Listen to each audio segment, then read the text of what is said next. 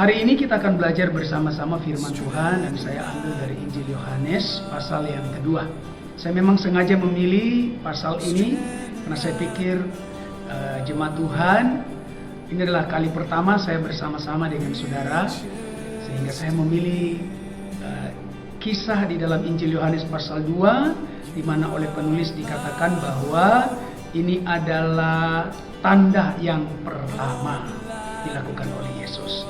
Injil Yohanes pasal yang kedua ayat pertama sampai dengan ayat yang ke-11. Bapak Ibu Saudara, mengingat durasi waktu yang pendek, saya tidak akan membacakan teks ini secara keseluruhan. Tapi saya percaya teks ini sudah sering bagi kita semua. Teks ini berbicara tentang perkawinan di Kana. Nah, saudara yang dikasih oleh Tuhan, saya baca 2 atau 3 ayat saja untuk kita semua. Ayat 1, pada hari ketiga ada perkawinan di Kana yang di Galilea, dan ibu Yesus ada di situ. Yesus dan murid-muridnya diundang juga ke perkawinan itu. Ayat 3, ketika mereka kekurangan anggur, ibu Yesus berkata kepadanya, mereka kehabisan anggur. Saya lompat ke ayat yang ke-11. Hal itu dibuat Yesus di Kana yang di Galilea sebagai yang pertama dari tanda-tandanya, dan dengan itu ia telah menyatakan kemuliaannya dan murid-muridnya percaya kepadanya.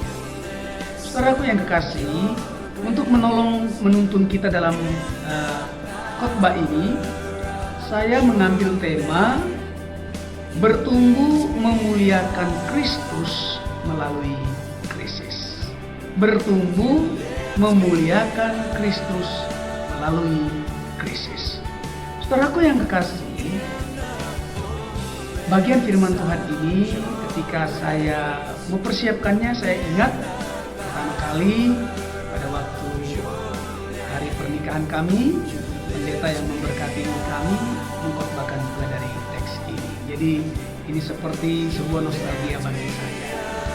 Nah, mari kita lihat bersama-sama bertumbuh memuliakan Kristus melalui krisis. Saudaraku yang kekasih, tujuan tertinggi dari panggilan Tuhan, hidup orang-orang percaya atau hidup semua ciptaan di alam semesta ini adalah memuliakan penciptanya. Apalagi kita sebagai orang-orang yang percaya kepada Kristus. Tujuan tertinggi hidup kita, pelayanan kita, apapun yang kita lakukan, dalam bekerja, dalam melayani, tugas sebagai pegawai negeri, aparat militer atau sipil, sebagai pendeta, sebagai majelis, sebagai anak sekolah, guru, apa saja, bisnismen, semua yang kita lakukan, tujuan tertingginya adalah melalui semuanya itu kita dapat memuliakan Kristus dalam hidup kita semua. Tetapi dalam perjalanan kita untuk memuliakan Kristus, kita menghadapi tantangan, kesulitan, dan berbagai masalah yang saya sebut sebagai krisis. Nah, dalam cerita ini kita semua sudah mengetahui pada krisis yang terjadi. Bapak Ibu yang dikasihi Tuhan, krisis itu adalah krisis di mana ada kehabisan anggur atau kekurangan anggur. Nah, saudaraku yang kekasih, dalam situasi seperti ini, krisis yang dihadapi ini, ternyata teks ini berkata kepada kita dalam ayat yang ke-11, dan dengan itu, ya dikatakan di situ, dan dengan itu ia telah menyatakan kemuliaannya. Lewat peristiwa itu, lewat peristiwa air berubah menjadi anggur itu, Kristus menyatakan kemuliaannya. Nah, mari kita belajar bertumbuh memuliakan Tuhan melalui krisis. Yang pertama, ketika kita menghadapi krisis, mari kita mengundang Kristus ke dalam kehidupan kita. Sebagai orang-orang Injili, kita semua percaya bahwa ketika Anda dan saya memulai hubungan dengan Tuhan, itu harus diawali dengan menerima, mengundang Yesus, menerima Yesus menjadi Tuhan dan Juru Selamat kita. Ketika kita menghadapi krisis apapun dalam hidup ini, mari kita mengundang Kristus pertama-tama hadir dalam setiap persoalan yang kita hadapi. Kadang-kadang ketika krisis terjadi, kita lebih mudah untuk mempersalahkan orang lain. Kita lebih mudah untuk mencari siapa yang menjadi biang kerok dari masalah ini. Tapi sebagai orang percaya, mari kita mengundang pertama Kristus ke dalam persoalan-persoalan yang kita hadapi. Karena kita tahu bersama dengan Dia dan dengan pertolongannya kita dapat mengatasi krisis-krisis yang kita hadapi. Teks ini berkata, Yesus diundang ke perkawinan itu. Dia diundang ke dalam peristiwa penting dalam kehidupan mempelai tersebut. Saudaraku yang kekasih dalam Tuhan, jangan lupakan itu. Banyak orang, walaupun ini zaman modern, dalam pengalaman pelayanan saya ketika krisis terjadi, mereka bukan mengundang Tuhan, tapi mereka mengundang kuasa kegelapan. Saudaraku yang kekasih, ini tidak memuliakan Tuhan. Cara memuliakan Tuhan dalam ketika kita menghadapi krisis adalah dengan mengundang Kristus ke dalam krisis kita. Bersama dengan Dia, kita dapat menyelesaikan krisis itu. Jangan lupa selalu, undang Kristus. Doa, undang Kristus dalam semua masalah yang Anda dan saya hadapi. Yang kedua, terbukalah terhadap krisis yang engkau dan saya hadapi. Di dalam konseling ada sebuah pernyataan yang sangat bagus sekali. Demikian bunyinya, keterbukaan adalah awal dari pemulihan. Saudaraku yang kekasih, di sini ada masalah. Krisis terjadi ketika di pesta ini ada kekurangan anggur. Lalu kita lihat dalam cerita ini, ibu Yesus datang dan terbuka kepada Yesus dan dia katakan mereka sedang kekurangan anggur. Bapak Ibu Saudara, keterbukaan terhadap masalah atau krisis yang kita hadapi, itu langkah awal untuk menolong kita untuk bisa menyelesaikan krisis itu. Kita tidak boleh menyangkali krisis itu, kita tidak boleh melarikan diri dari krisis itu, sebab di mana kemana kita pergi, krisis itu bisa terjadi di mana saja. Jadi kita tidak boleh menyangkalinya, kita tidak boleh melarikan diri daripadanya. Kita terbuka mengatakan, saya sedang menghadapi masalah ini. Kita sedang menghadapi masalah ini. Secara terbuka, mengakuinya kepada mereka yang layak, Anda terbuka.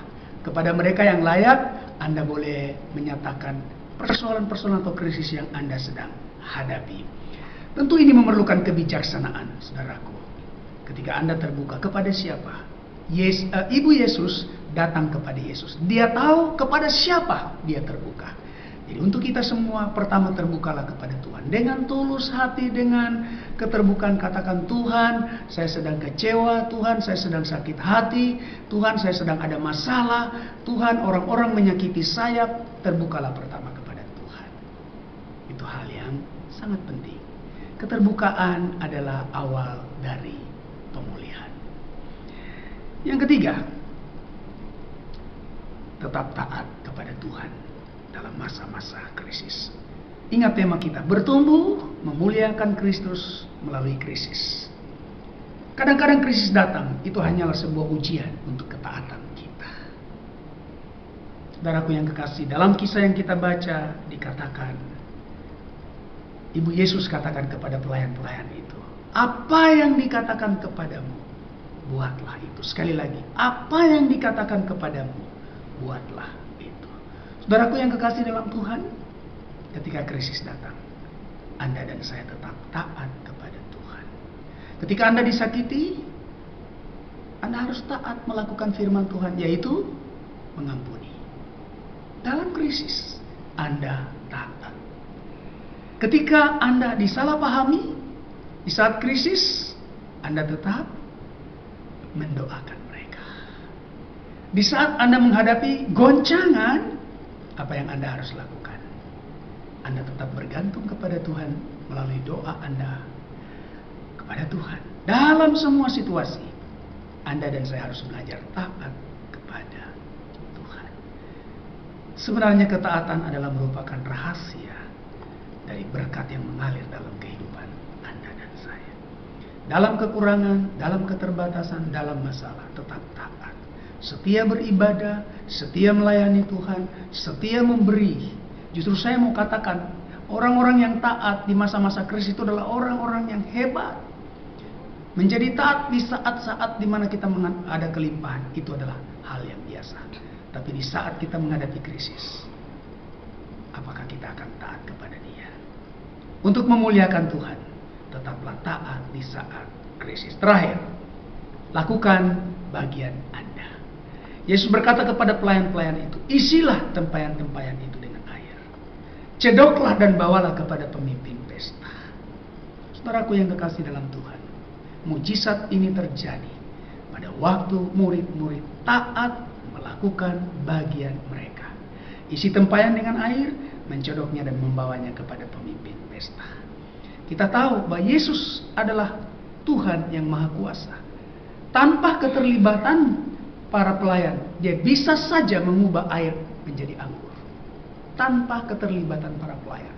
Tapi dalam cerita ini dikatakan Yesus melibatkan para pelayan itu. Isilah tempayan itu dengan air. Mereka lakukan bagian mereka. Sehari-hari adalah pekerjaan mereka dengan tempayan itu. Membasuh kaki orang dengan air. Sekarang Yesus katakan, isilah tempayan itu dengan air. Dan mereka melakukannya, dan mujizat terjadi. Dan Tuhan dimuliakan lewat semuanya itu. Saudaraku yang kekasih dalam Tuhan, lakukan bagian Anda. Sebagai hamba Tuhan, lakukan bagian Anda. Sebagai majelis, lakukan bagian Anda. Sebagai warga jemaat pun, lakukan bagian Anda. Dan kita akan melihat Tuhan memberkati setiap apa yang kita lakukan. Masing-masing lakukan bagiannya sesuai dengan kasih karunia yang Tuhan beri. Kita semua tahu karunia kita masing-masing. Kita tidak boleh iri, kita tidak boleh cemburu, kita tidak boleh menghakimi. Masing-masing punya karunia. Lakukan sesuai dengan karunia Anda masing-masing. Jemaat kalau mau ke gereja, rajin ke gereja. Mau memberi, rajin memberi. Mau melayani, rajin melayani. Lakukan bagian Anda. Para hamba Tuhan, lakukan bagianmu masing-masing. Siapkan khotbah, sampaikan firman Tuhan. Para majelis, lakukan bagian Anda. Mendukung pelayanan, mendukung hamba Tuhan dalam pelayanan. Lakukan masing-masing bagiannya. Sehingga Tuhan memberkati pelayanan kita. Dan lewat semuanya itu,